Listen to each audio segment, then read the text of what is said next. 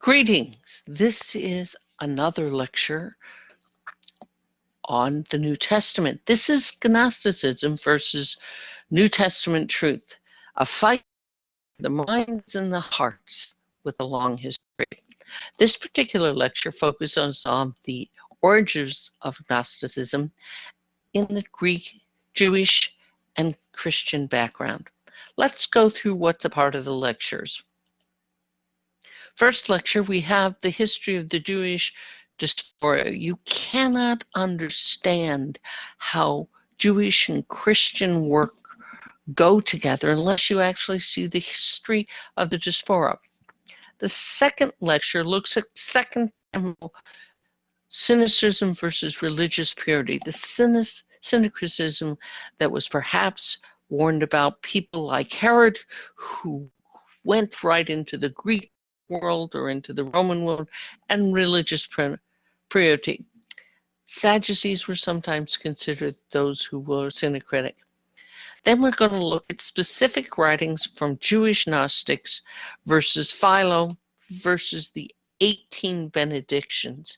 Now, these 18 benedictions probably had their time before 70 CE, but they were there by 70 CE, and we'll look at those. Then we'll look at the Gnosticism philosophical attitudes versus the biblical narrative's truth. Lecture 5 will be the Christian.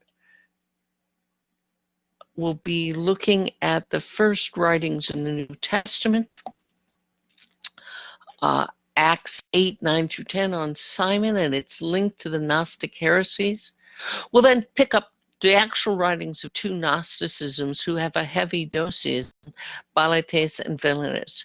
We'll look at the rebuttal by Gnosticism by early Christian authors, and we'll look at the rebuttal that is absolutely clear in the Nicene Creed and the Apostles' Creed.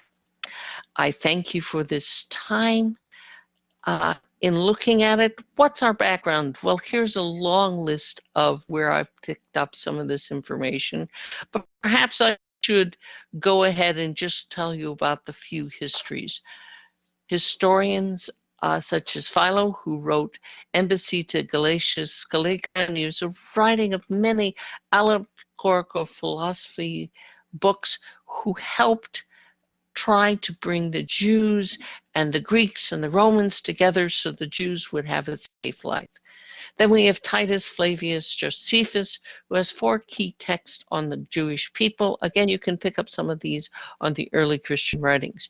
You have Eusebius, who was the early Christian historian working for Constantine, the first Roman emperor who declared for Christianity.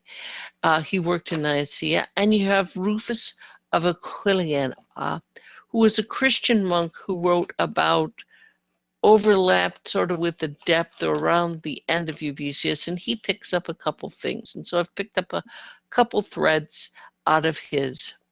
We have the Roman historians, Strabo, who wrote Geographica, which is the geography, in which case we know some of these. There's also archaeological digs, which have turned up roads.